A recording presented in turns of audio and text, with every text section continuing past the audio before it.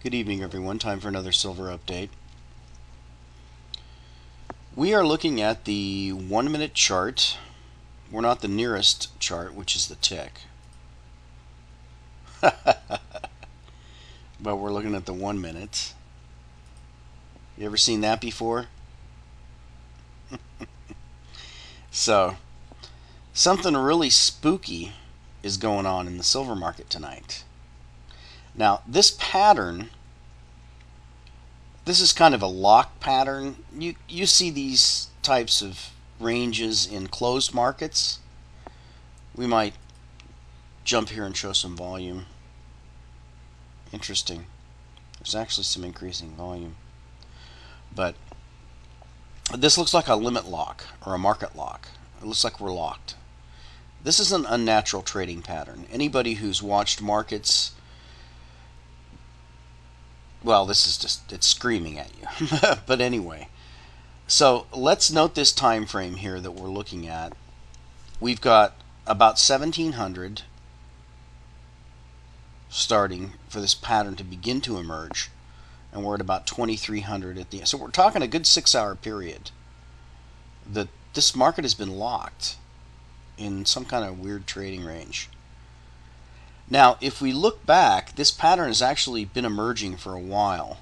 It's very pronounced today, but if you look back the same time frame on another day, you can see if we start at 1700 here, we've got a kind of a lock here and flat, but nothing to this extent. And we can go back another day. Here's another kind of flat range lock we have here. So it's not unprecedented, but this type of length is unprecedented. Now, I may be unaware. There may be a holiday in Asia or something I'm not aware of, or something that's going on. So that would make sense. If there's a holiday in Asia, that could be the case. Anyway, so we've got some spooky and strange stuff that's going on in silver. And I wanted to jump over to an article that came up on Zero Hedge today, which is BlackRock has issued a refutation of the SLV fraud allegations. Now, what's so funny about that is I don't really remember any official source making any fraud allegation against the SLV. Now, I'm going to go into some articles here, and there's some PDS, and there's some, this is a rabbit hole. You could spend days trying to go down this one. But the first thing that came to my mind when I read this, and I haven't had time to read the whole thing, I'll link it. I haven't had time to read everything that's coming out right now because it's coming so fast and furious that I can't even keep up with it. But the first thing that came to mind when I saw this was Otto von Bismarck's quote of, "Don't believe anything until it's officially denied." And the second quote that came to my mind was Shakespeare's, I don't remember if it was Macbeth or which play it was from, but "Methinks thou dost protest too much." So it's very curious why BlackRock would find it necessary to come out here and tell us that, oh boy, that SLV, it's all above board. Don't rush over to that PSLV. You stick with this SLV because it's the real deal. So weird stuff going on. BlackRock finding it necessary to refute fraud allegations in the SLV, and our silver market seems to be locked. No trading. Weird stuff going on. Now let's look a little bit more at this SLV issue, because I've spent countless days or even weeks researching this, and it goes back a long ways. And first of all, I wanted to point out that phantom silver, fake storage, is not a new issue. It's actually occurred. This article refers to, I'm going to read this article real quick here so you can see what I'm talking about. In 1984, Michigan resident Lauren Ramsey purchased 10 pieces of 100-ounce pure silver bars from the Swiss bank UBS, or its PaineWebber subsidiary. Ever since he paid ever since then, he paid $25 per month for storage fees. A few years ago, he tried paying the storage fees and contacted the bank to arrange delivery. Instead of delivery, Ramsey only got the runaround. When he finally asked to be given the serial numbers on the bars and the location of the vault where they were stored, he was told that the bars did not have serial numbers. Mr. Ramsey started calling Patrick Heller of the Liberty Coin Service for advice on the standard industry practices and for ideas on how he could take delivery of these bars. At one point, the bank said his only option was to sell the bars back to the bank for cash. But Mr. Ramsey did not want to close out his position. On February 23, 2011, Ramsey Personal Trust by Lauren D. Ramsey was lead plaintiff in a suit filed in the Federal District Court of Southern New York against UBS Financial Services et al., etc. The charges are that UBS had never purchased, segregated, or stored the silver, then had illegally charged storage fees for the phantom silver. The lawsuit can be found here. Avery Goodman explains the suit in the Seeking Alpha article. According to the lawsuit, customers were charged storage fees every month, even though the bank was not actually storing anything. It never purchased any physical silver. Instead, the bank allegedly used customer cash for its own purposes. In effect, customers ended up buying a non-interest-bearing silver bond. Such bonds, based on a promise of repayment in precious metals, were typically issued in the late 19th, early 20th century. Back then, they bore a nice interest rate payable in gold or silver. Today's version of the precious metal bond is unallocated storage, which takes money from investors but pays them nothing at all. A very similar lawsuit was filed in 2007 against Morgan Stanley. And I'm sure most of you have heard of this case. I hope you have.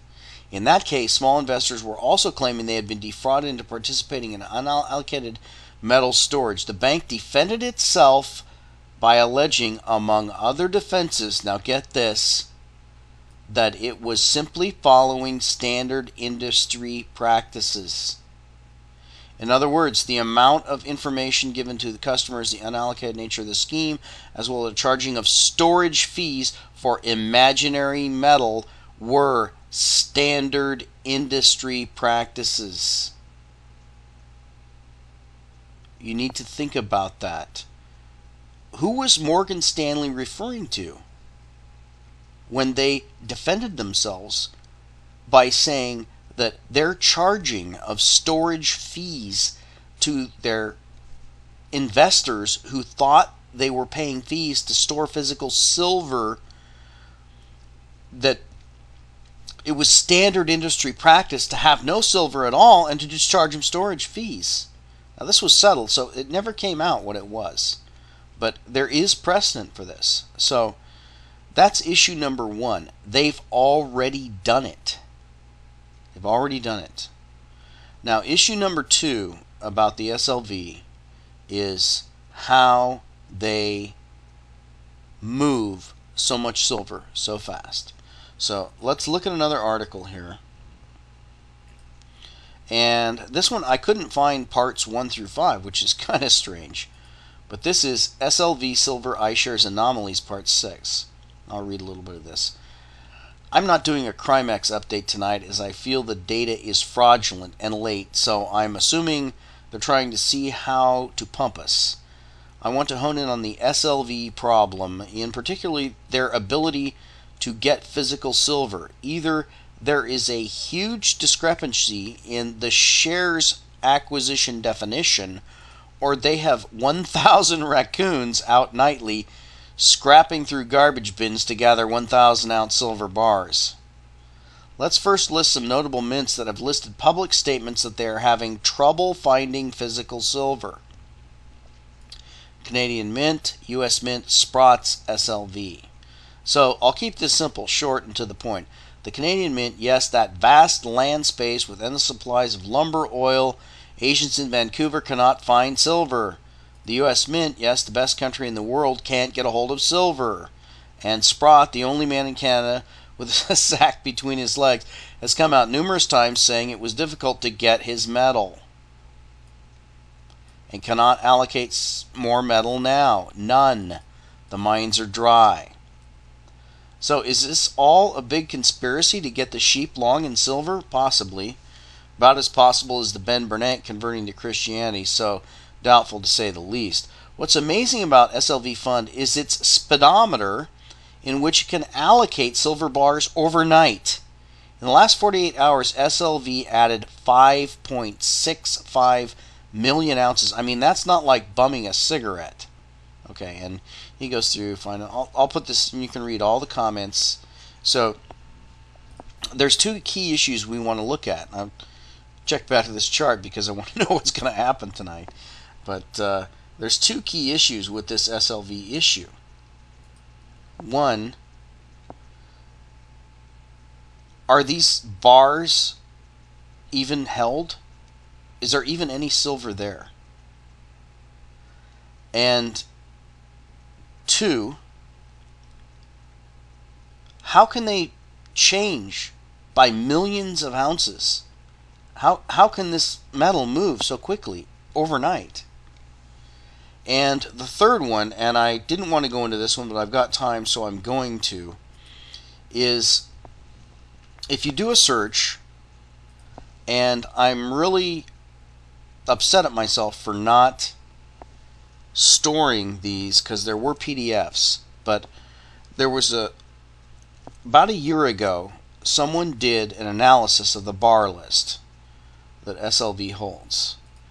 And now this article is a disclaimer, so this isn't the original article. But I did a search on fraudulent bar lists, and I actually saw the PDF myself, and it was a list of, and you're going to have to research it yourself because I haven't been able to find it. So you may have to venture back to the Wayback Machine. I don't know where you're going to find this, but I have seen it with my own eyes, a computer analysis of the SLV bar list, which yielded numerous duplicates as well as suspicious or non-existent or questionable serial number increments. And it was a really deep analysis. I don't remember the guy that did it. It might have been this Asian guy. If you go back to this analysis, let's just do SLV bar list.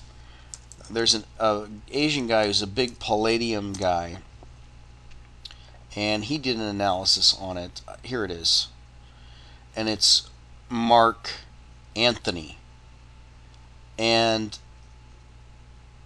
I'll link this article too. But the SLV does publish a list of serial numbers, and you can download it here. Let's see if this link actually works, and we get a 404. So anyway, I have seen it, I have examined it, and just to summarize, we're looking at some really strange stuff going on here. Okay, we're looking at a limit lock on silver. We're looking at BlackRock disclaiming fraud in a situation where we know there has been previous fraud. So, folks, we're getting close to something really spooky. We may see silver stop trading. We may see the SLV exposed. We may see silver collapse in the paper price down to nothing and physical become unavailable. I don't know. I just know that there are really strange times coming, and you need to strap on your seatbelts and get ready for the ride. Keep stacking the physical silver because that's the only thing that you're going to have in the end, and we'll talk to you next time.